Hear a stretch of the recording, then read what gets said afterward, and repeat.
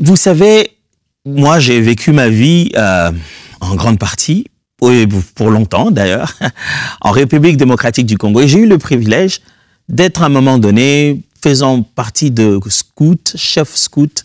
J'ai dirigé des jeunes dans la forêt et j'ai été avec eux. Et il y a une chose que j'aimais beaucoup, c'était le fait qu'on vous donne des cartes au trésor. Il y a des parchemins comme ça à lire et vous devez lire où ça se trouve et savoir où vous allez trouver le trésor. Mais imaginez-vous que vous ayez un parchemin en mandarin ou alors en japonais par exemple ou même en amharique. L'amharique, c'est la langue qui se parle en Éthiopie. Et vous avez le parchemin, vous êtes à la fois fasciné de vous dire « Waouh, il va y avoir quelque chose d'intéressant », mais vous êtes aussi un peu confus en vous disant « C'est écrit dans quelle langue ça? J'arrive pas à décoder ». Mes amis, il ne devrait pas en être ainsi de la Bible, de la parole de Dieu. Parce que le Seigneur a pourvu de tout ce dont nous avons besoin pour comprendre sa parole. Il nous a donné son esprit pour que la parole soit claire. Il nous a aussi donné ses serviteurs, ce qu'on appelle des ministres de la parole, afin qu'à travers eux, nous puissions comprendre clairement ce parchemin qu'il a rendu disponible pour nous au sujet de l'éternité. Et écouter Dieu ne devrait pas être un parchemin difficile à lire. Ça doit être simple par la parole de Dieu et par l'enseignement des Écritures. Je crois que pendant cette émission, je ne vais certainement pas vous apprendre à lire un parchemin en amharique, mais par la grâce de Dieu, j'espère pouvoir finir cette série, surtout celle de cette semaine, en se disant, chacun de nous a appris à mieux comprendre la voix du Seigneur et comment Dieu lui parle personnellement. Mais que veut dire écouter lorsqu'on utilise le terme « écouter Dieu » ? J'aimerais vous proposer de bâtir tout ce concept autour d'un certain nombre de principes. Et je partirai dans la Bible vous montrer d'où viennent ces principes-là. Alors, le tout premier principe dont j'aimerais parler ici, pour que nous comprenions ce concept, c'est celui-ci. Dieu parle un langage plutôt qu'une langue en soi.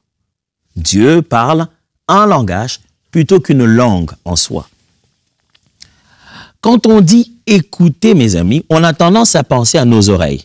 Quand on dit « écouter Dieu », on se dit « Dieu va certainement parler », comme on entend tout le monde parler, et ça va passer par mes oreilles. Mes frères, quand on dit « écouter Dieu », ne pensez pas tout de suite à vos oreilles. Ce n'est pas par là qu'il faut d'abord imaginer que Dieu puisse vous parler. Mais lorsqu'on utilise le verbe « écouter » ici, pensez plutôt à percevoir la volonté de Dieu à travers différents canaux qu'il peut utiliser pour nous parler. Dieu a de nombreuses manières de faire comprendre sa volonté et c'est là sans nécessairement solliciter nos oreilles à travers une voix audible. Dieu donc, on peut percevoir sa volonté à travers différentes façons de nous atteindre et de nous faire comprendre ce qu'il veut. Lisons-le dans Actes des Apôtres, au chapitre 16, versets 9 à 10. Il est question ici, dans le livre des Actes des Apôtres, chapitre 16, versets 9 à 10, de l'histoire de Paul. Paul, il est en chemin parce qu'il doit aller comparaître. Les seigneurs le voulaient ainsi. Non, là, il n'est même pas encore en chemin pour comparaître. Par contre, il est en mission. Qu'est-ce qui se passe ici? Il ne sait pas où Dieu veut qu'il puisse aller. Bon, il est en train de partir, il a un parcours, mais Dieu court-circuite son plan en lui donnant une orientation de où il doit partir. Et c'est Luc qui est avec lui, qui a écrit le livre des Actes des Apôtres, qui nous parle de comment ils ont pu savoir quelle était la volonté de Dieu sur leur prochaine étape. Actes chapitre 16, versets 9 à 10. Pendant la nuit, Paul eut une vision. Un Macédonien lui apparut et lui fit cette prière. « Passe en Macédoine, secours-nous. » Après cette vision de Paul, nous cherchâmes aussitôt à nous rendre en Macédoine, concluant que le Seigneur nous appelait à y annoncer la bonne nouvelle. Concluant que, vous avez entendu ça? Ici, Dieu vient de parler à Paul. Mais est-ce que Dieu a vraiment parlé à Paul? Est-ce qu'il s'agit vraiment de Dieu là? Je suis sûr que Paul finit, il dit aux autres, le Seigneur m'a donné une orientation, le Seigneur m'a parlé. Mais il n'y a pas eu Dieu dans cette vision. Il n'y a pas eu de voix de Dieu. Ce qui est à l'intérieur, c'est qu'il y a quelqu'un qui apparemment ressemble à quelqu'un de Macédoine. Comment il le sait? Soit c'est un visage qu'il connaît. Il connaissait habitant Macédoine, ou alors certainement peut-être parce que la personne a l'accoutrement de ceux qui sont de Macédoine. Alors, et cette personne lui dit, viens nous secourir. Il n'y a pas de Dieu dedans. Il n'y a pas de voix de l'Éternel à l'intérieur. Et en plus, c'est dans une vision. Mes amis, lorsqu'on dit écouter Dieu, ça ne signifie pas toujours nos oreilles. Ça signifie percevoir la volonté de Dieu. Le verbe que Paul utilise ici, plutôt que Luc utilise en parlant de ceci, il dit « Nous avons conclu par là. Nous avons déduit de là. Nous avons compris par là. » Qu'est-ce que Dieu voulait dire? À travers cette vision, il a vu quelqu'un de Macédoine qui lui a dit « Viens nous secourir ». Paul pouvait donc dire aux autres « Dieu m'a parlé ». Mais est-ce que tu l'as entendu? Non, j'ai une vision où j'ai vu quelqu'un de Macédoine, mais Dieu m'a parlé. Il peut donc se dire avoir écouté Dieu, mais sans avoir eu besoin de ses oreilles, surtout pas de ses oreilles physiques, parce que là, c'était pas avec les oreilles physiques qu'il a entendu ces choses. Donc, écouter Dieu, nous devons savoir. Dieu parle un langage plutôt qu'une langue en soi. Ce qu'on appelle un langage, mes amis, c'est un ensemble de signes, des symboles, des mises en place, ça peut être des énigmes. Ça, c'est un langage. Aujourd'hui, il semblerait que ce qu'on utilise comme ordinateur, aujourd'hui, on écrit dessus des lettres, mais en réalité, derrière, il existe un ensemble de séries faites en chiffres de double qu'on appelle un code binaire. Nous, on écrit A, B, C, D, E. Mais derrière, ce sont des chiffres qui vont dans tous les sens. C'est un langage, ces chiffres-là. Donc, Dieu a aussi sa façon de se faire comprendre, même si, en fin de compte, ce n'est pas avec nos oreilles qu'on entend cela. Mais on reconnaît la pensée du Seigneur. Écouter Dieu, donc, ce n'est pas connaître une langue. Dieu ne parle pas le français, l'anglais ou nos langues personnelles. Dieu souffle de son esprit et ça vient retentir en nous pour connaître sa volonté. On peut écouter Dieu, certes, dans nos langues que nous parlons, et même quelquefois entendre un mot du Seigneur dans une langue qui nous est complètement inconnue. Mais ce n'est pas pour dire que Dieu est là pour parler que nos langues humaines. Mais Dieu a de nombreuses manières de faire connaître sa volonté à nous. Et pour cela, le percevoir, c'est ça, écouter Dieu. Alors, deuxième vérité qui peut nous aider pour bien saisir encore de quoi on est en train de parler quand on dit écouter Dieu. Deuxième vérité. Écouter Dieu, c'est découvrir son être et ses expressions. Quand on dit écouter Dieu, c'est découvrir qui il est et comment il s'exprime. L'écoute de Dieu est placée dans le contexte de la relation personnelle avec lui. Plus tu le connais, plus tu le comprends. Plus proche tu deviens de lui, mieux tu saisis son langage. Plus proche tu deviens de lui dans une relation privilégiée, mieux tu saisis ce qu'il veut te dire, même quand ce n'est pas avec une bouche qu'il parle. Vous savez, je ne sais pas si ça vous arrive, mais ça m'arrive souvent d'être dans la chambre ou dans une autre pièce et d'entendre quelqu'un d'autre passer au couloir ou dans une pièce à côté. Et je peux tout de suite reconnaître que ah, là, c'est ma femme qui passe. Ah non, là, c'est ma sœur. Et là, c'est ma fille. Et là, c'est mon garçon, c'est sûr. Je sais quand celui parce qu'il ne marche pas. Il fait que courir. Mais je ne l'ai pas vu. Mais sans l'avoir vu, je sais qui c'est. Il semblerait que notre tête a une telle rapidité qu'elle est capable, notre cerveau, de calculer avec le temps, l'espace, dans les pas, le poids de la personne et placer cela comme une donnée dans notre tête que chaque fois que ce poids plus cet écart de pas, cette rapidité se reproduit, donc c'est tel individu. Ouh, notre cerveau est très spécial. Mais sans voir, je sais reconnaître de qui il s'agit. À cause de la proximité. Nous vivons ensemble, nous restons à cet endroit. Je suis capable de reconnaître. C'est pour cette raison, quand on est quelque part, on entend quelqu'un venir, on cherche dans sa base de données, on s'est dit, je ne connais pas ça. Et alors tu te dis, qui va là? Parce que ça ne ressemble pas à ce à quoi tu es habitué. Ceux qui sont proches de toi, tu connais déjà, même sans voir comment ils marchent. C'est en se rapprochant du Seigneur dans une relation privilégiée qu'on commence à découvrir qui il est. Sans qu'il ait besoin de nous dire comment. Sans qu'il ait besoin de parler. On sait qu'est-ce qu'il veut. Un autre exemple, c'est celui où souvent ma femme vient me voir pour me parler de quelque chose que les enfants ont demandé. Vous savez, les enfants, ils sont très forts. Quand ils veulent une chose chez le père, ils passent par la mère. Quand ils veulent une chose chez la mère, ils passent par le père. Des fois, quand ils veulent une chose qu'ils savent que ça, c'est sous ma responsabilité, ils vont chercher leur maman et puis elle va venir me dire, me dit, tu sais, chérie, les enfants, ils demandent si tu peux, si on peut. Et puis, je me tourne vers elle. Je fais un signe de la tête qui dit négativement. Elle sort de là et je l'entends leur dire, papa a dit non. Alors, un instant. Est-ce que c'est vrai ça? Je n'ai pas dit non. Mais j'ai tout fait pour exprimer ma négation. Le mot non n'est pas sorti de ma bouche. Je n'ai pas émis le son. Mais le geste de ma tête, l'expression de mon visage, tout cela a exprimé ma volonté.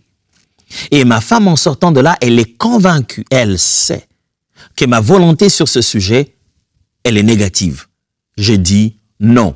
Est-ce que j'ai utilisé le son de ma bouche pour que ça aille dans ses oreilles, afin qu'elle m'entende dire que j'ai dit non? Mais pourquoi est-elle allée dire « papa a dit » ? Parce que dire ici, pour que ça soit écouté, c'est en fait exprimer sa volonté d'une certaine manière.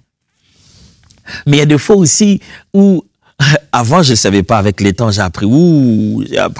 J'ai appris des fois que ma femme, quand elle me disait « ouais, ça va », ouais, ça va. Moi, avant, je courais, j'avais entendu un ça va. Mais c'est plus tard, quand je fais une chose, et tu vois, je t'avais dit, j'étais pas d'accord. Mais tu avais dit ça va. Ben, et toi aussi, quand on te dit ouais, ça va, tu vas quand même faire. Je sais pas si ça vous est déjà arrivé ça. Mais j'étais perdu, j'ai dit oh. Elle avait dit ouais, ça va. Mais je le fais. Elle dit oui, mais j'étais pas content. J'ai dit mais toi, quand t'es pas content, tu dis ouais, ça va. Avec les temps, j'ai compris que dans l'expression de son visage, dans le mouvement de ses épaules, même quand elle disait ouais, ça va, elle dit non. Ça a pris du temps à Balaam de comprendre que même à force de vouloir forcer la main à Dieu, Dieu dit finalement à Balaam, ok, bah, je pense que je crois que tu veux tellement partir, voilà, tu peux partir. Mais quand il est en route, c'est l'âne qui commence à éviter l'ange parce que l'ange était sur le point de le tuer.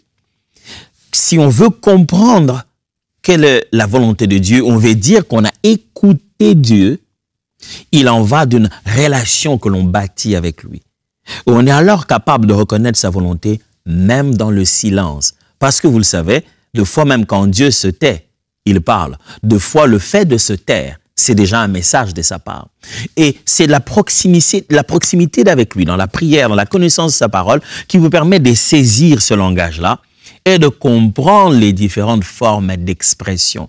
Vous savez, parce qu'il y a des mots dans la bouche de certaines personnes qui ne veulent pas dire la même chose. Je connais des gens, quand ils utilisent ce terme, je sais que ça veut dire. Des fois, dans les cercles des amis, quand on est là, on parle, et il y en a un qui dit « Ah, franchement, j'étais sur classe ». Chez moi, dans les cercles des amis, quand on dit ça, ça veut simplement dire « Tu as tellement fait une chose inattendue pour moi et j'ai tellement aimé, franchement, ça m'a beaucoup touché ». Mais ça ne veut pas dire que tu étais là, maintenant tu es devenu là. Mais c'est juste une expression. Le même mot utilisé ailleurs ne veut pas toujours dire la même chose. Dieu, même quand il prend nos mots, il y a une façon avec laquelle il parle. Et c'est dans la proximité avec lui. Donc, je répète, écouter Dieu, c'est découvrir qui il est, son être et ses différentes expressions. Regardons cela dans Job. Job, chapitre 33, versets 14 à 18. Job, vous savez, il est en conversation avec ses amis qui viennent l'encourager pendant un moment difficile. Et au milieu de la conversation, ressort ce principe très très fort. Job 33, 14 à 18. Dieu parle cependant tantôt d'une manière, tantôt d'une autre, et l'on n'y point par garde. Il parle par des songes, par des visions nocturnes, quand les hommes sont livrés à un profond sommeil, quand ils sont endormis sur leur couche. Alors, il leur donne des avertissements et met le sceau à ses instructions, afin de détourner l'homme du mal et de le préserver de l'orgueil, afin de garantir son âme de la fausse et sa vie de coups du glaive. J'aime bien ça, hein? L'affirmation dès le début. Dieu cependant parle tantôt d'une manière, tantôt d'une autre. Et là, après, on met un accent sur le fait que Dieu parle à travers des songes, des énigmes nocturnes, pendant qu'on dort. Mes frères, quelqu'un peut avoir eu un songe et le matin, tu dis, Dieu m'a dit. Ah, un songe, tu dormais, tu as entendu Dieu, il a dit quoi? Dieu m'a dit. Ça sonnait comment? Vous savez que quand on dort, la première des choses qui dort en nous, des fois, on aime dire la chose qui nous fait ressentir qu'on dort, c'est généralement nos oreilles. Quand une personne n'entend plus rien, c'est alors qu'elle dort vraiment. Ou alors, quand une personne se remet à entendre, c'est alors qu'elle s'est réveillée. Et des fois, on fait des mouvements sur nos lits, mais on dort encore, on n'entend rien. Du coup, quand quelqu'un dort, il est là en train de dormir, et dès que ses oreilles s'ouvrent, c'est pas le meilleur moment de parler de lui, parce qu'il entend en réalité. Et comment tu le sais? Tu peux même pas le savoir avec un geste de son corps, ses oreilles se sont ouvertes. Alors, ici, Job dit que on dort dans le sommeil pendant que nos oreilles externes ne marchent pas, mais dans le sommeil, à travers un songe, Dieu parle. Donc, ce ne sera pas ses oreilles qui vont écouter. Dieu va parler, il va faire comprendre sa volonté à travers des énigmes, des images, des sensations. Mais la volonté de Dieu est perceptible. Je voudrais qu'au courant de cette première session de Teach, chacun de nous fasse la chose qu'un véritable disciple de Jésus devrait être capable de faire. Écouter sa voix. Jésus dit dans le livre de Job, plutôt de Jean, il dit « Mes brebis », chapitre 10, « entendent ma voix ». Et si on veut former des disciples de Jésus, la première des choses qu'on devait leur apprendre à faire, c'est à écouter la voix du Maître. Si vous voulez vous asseoir au pied du Maître, vous devez être capable de reconnaître que là, c'est lui qui parle. Et écouter la voix du Maître, c'est la meilleure des choses qu'un disciple doit apprendre à faire. J'aimerais partager le troisième principe qui peut nous aider à comprendre que signifie écouter, parce que c'est ça le sujet d'aujourd'hui. Que signifie écouter lorsqu'on utilise l'expression « écouter Dieu ». J'ai commencé par dire Dieu parle d'abord un langage plutôt qu'une langue en soi. Et puis je venais tout à l'heure d'insister sur le fait que écouter Dieu veut dire le connaître lui. Il faut bâtir une relation. C'est dans le cadre d'une relation qu'un langage se définit. Une relation a son propre jargon. Vous voyez, les amoureux, quand vous lisez leurs SMS, vous ne comprendrez rien. Moi, j'ai dû aller Google pour voir que veut dire certains emojis. Parce que avec les enfants, quand je regarde mes filles, je ne comprends rien de ce qu'elles deux fois s'envoient pour dire, mais l'ambulance, et puis ça signifie quoi? Pourquoi on envoyait deux fois ça? Parce que dans chaque cadre, il y a un sens. Quand je m'envoie des messages avec ma femme, on a des emojis qu'on connaît. On sait que quand j'envoie ça, ça veut dire ceci. Parce que le cadre, la relation en elle-même commence à déterminer un langage. Et c'est en entrant dans une relation avec Dieu que vous apprenez bien son langage. Et les autres fois, on en parlera, certainement. Des fois, j'ai entendu des gens interpréter des songes avec des images un peu trop limite, trop carrées. En se disant, bon, chaque fois que tu vois ça, ça signifie ceci. Chaque fois que tu vois ça, dans tout langage de Dieu, il y a un élément personnel. Il y a un élément qui est basé sur le fait que Dieu, des fois, puise dans ta base de données à toi pour t'expliquer ce qu'il veut te montrer en réalité. Et des fois, ce que tu as vu toi dans ton songe ne signifie pas la même chose que ce qu'une autre personne verrait dans son songe. Ça peut être la même couleur, mais ça ne veut pas dire la même chose dans chaque peuple. Et Dieu sait nous parler dans ce cadre-là particulier de notre relation. Vous savez, quand le Seigneur Jésus parlait à Pierre, il tenait beaucoup de langage lié à la pêche. Il dit, je ferai de toi pêcheur d'hommes. Et d'ailleurs, c'est lui qui l'a envoyé pour aller lui chercher le drachme dans la bouche, dans le ventre même du poisson. Il n'a pas envoyé Matthieu. C'était lui qui était spécialiste en impôts. Mais non, il envoie Pierre, parce que lui, il connaît ce langage-là. Il connaît comment attraper le poisson. C'est sa spécialité. Donc, Dieu parle dans une expression, il multiplie des expressions dans un cadre d'une relation. Le troisième point, c'est que souvent, c'est en nous faisant voir que Dieu nous parle. Souvent, c'est en nous faisant voir que Dieu nous parle. C'est en nous faisant voir qu'on entend la volonté de Dieu. C'est souvent à travers des images qui viennent dans notre pensée ou dans nos yeux physiques ou dans nos yeux spirituels que Dieu fait promener son langage. Avec le temps, on apprendra cela. Il semblerait scientifiquement qu'il est très difficile au cerveau d'oublier une image. Les mots, il semble que dans une intervention d'1 heure, pendant une conversation de 1 heure, l'être humain n'a la capacité que de retenir 300 mots qu'il va résumer. Il résume une intervention d'1 heure en 300 mots qu'il va retenir dans sa mémoire. Mais une image ne se perd pas. La mémoire, on dirait qu'elle n'efface pas une image. Il suffit de l'odeur, il suffit d'un élément, une image que tu as eue peut-être dans la jeunesse, quand tu étais encore très petit, tu étais encore tout jeune. Et cette image peut revenir. Parce que l'image, il semble que ça s'oublie difficilement. Et vous vous rendrez compte que Dieu utilise beaucoup cela. S'il veut graver une chose, s'il veut qu'on s'en souvienne, Dieu utilise beaucoup les choses que l'on voit pour comprendre ce qu'il veut nous dire. Donc, quand on dit écouter Dieu, mes amis, des fois, c'est comme si on est en train de dire voir ce que Dieu nous montre pour comprendre ce qu'il veut nous dire. Où est-ce que j'ai tiré ça? Habakkuk, chapitre 2. Versets 1 à 2. Habakkuk, chapitre 2, versets 1 à 2. Habakkuk est un prophète. Et les prophètes, l'image d'un prophète dans le judaïsme, c'est aussi l'image d'une sentinelle. Celui qui se tient à un niveau élevé pour voir d'où vient l'adversaire et qui prévient tout le peuple. Ça résume un peu la mission d'un prophète au milieu du peuple de Dieu. Habakkuk, chapitre 2, versets 1 à 2. J'étais à mon poste et je me tenais sur la tour. Je veillais pour voir ce que l'Éternel me dirait et ce que je répliquerai après ma plainte. L'Éternel m'adressa la parole et dit, écris la prophétie, grave-la sur des tables afin qu'on la lise couramment. Réalisons tout ça en ralenti. J'étais à mon poste, donc sentinelle, spirituelle, poste. Je me tenais sur la tour, ouais. C'est là-bas que doit se tenir une sentinelle sur la tour. Je veillais. Ouais, il faut rester attentif, même la nuit. Pour voir ce que l'Éternel me dirait. Attends, Habakkuk, attends. C'est quel genre de français que tu parles là? Bon, Habakkuk, certainement, ne parle pas français, il parle hébreu. Nous sommes dans l'Ancien Testament, ici, il parle hébreu, c'est ça la langue originelle. Imaginez qu'il parle français. Allez, il dit pour voir ce que l'Éternel me dirait. Voir ce que l'Éternel me dirait? Habakkuk, tu ne devais pas dire pour voir ce que l'Éternel me montrerait? Ou alors, tu devrais dire pour entendre ce que l'Éternel me dirait. Mais il dit voir ce qu'il me dirait.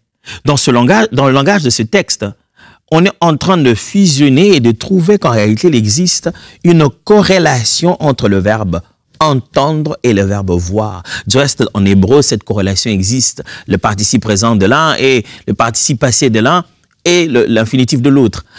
Dans la langue de la Bible, celui qui entend a vu. Avoir vu, c'est entendre. Et vous verrez que c'est souvent comme ça que Dieu fait. Il vous montre et ce qu'il vous montre, c'est une façon de vous dire. C'est pourquoi, de fois, dans la Bible, on désigne le prophète en voyant. On dit c'est celui qui parle de la part de Dieu, mais on le décrit comme celui qui voit de la part de Dieu. Souvent, Dieu passera par des images dans notre tête. Pendant la prière, on a les yeux fermés, alléluia, gloire à Dieu, Père. Nous prions, pouf, une petite image qui vient. Ou alors, pendant qu'on pense, on réfléchit, une image vient dans notre tête. Tu dis, ouais, je pense qu'on peut faire ça. Tu n'imagines pas seulement. L'Éternel est en train de déposer une pensée bien claire dans ta tête. Il est en train de te parler, en fait. Souvent, c'est à travers des choses que Dieu nous fait voir qu'on réussit à comprendre ce qu'il nous dit. Et au courant de cette émission et pendant cette semaine, c'est ça que nous allons nous aider tous à comprendre. Comment Dieu parlait-il dans nos pensées? Comment Dieu parlait-il en nous donnant des images? Quelles sont nos pensées? Quelle est la différence entre nos pensées et la pensée de Dieu? Et quand est-ce que Dieu parle dans nos pensées? Et quand est-ce que nous pouvons reconnaître la volonté de Dieu dans toute autre forme d'expression? Écouter Dieu est primordial. Dans ce monde dans lequel nous sommes, beaucoup de gens parlent de beaucoup de choses. Vous n'êtes pas obligé d'entendre tout le monde. Beaucoup de gens crient nos noms. Tout sollicite notre attention. Publicité ici. Tout veut que nous puissions écouter. Tout le monde veut qu'on puisse l'écouter. Mais vous devez entendre que la voix du bon berger. Pour être un bon disciple, vous devez être capable de distinguer au milieu de ces sons et de ces voix. La voix du bon berger qui dit ça c'est mon Seigneur. Vous avez déjà vu un enfant au milieu de tous les autres enfants et qui est en train de chercher sa mère. Et sa mère est en train de crier son nom. Ils ne se sont pas encore vus. Les gens parlent, il y a du bruit, sa mère crie son nom. Et l'enfant se reconnaît. Maman, maman, il voit des dames, il sait que ce n'est pas elle. Même d'autres dames qui crieraient son nom, il sait, ce n'est pas la voix de ma maman. Ce n'est pas la voix de ma maman. Le Dieu que nous ne voyons pas avec nos yeux sait que nous pouvons reconnaître sa voix, l'écouter. Mes brebis, ce n'est pas mon visage qu'ils reconnaissent d'abord. C'est ma voix qu'ils reconnaissent. Vous voulez être disciple de Jésus? Tout commence par là. Reconnaître sa volonté. Écouter Dieu. Et que signifie écouter? Aujourd'hui, je venais de donner 3 définitions ou 3 façons de voir cette réalité d'écouter quand on parle d'écouter Dieu. Je dis premièrement que Dieu parle un langage plutôt qu'une langue. Et je dis deuxièmement que il est important de savoir que c'est à travers la relation. Quand on écoute Dieu, c'est que il faut découvrir qui il est et ses expressions. C'est dans une relation que se trouve ce contexte de son expression.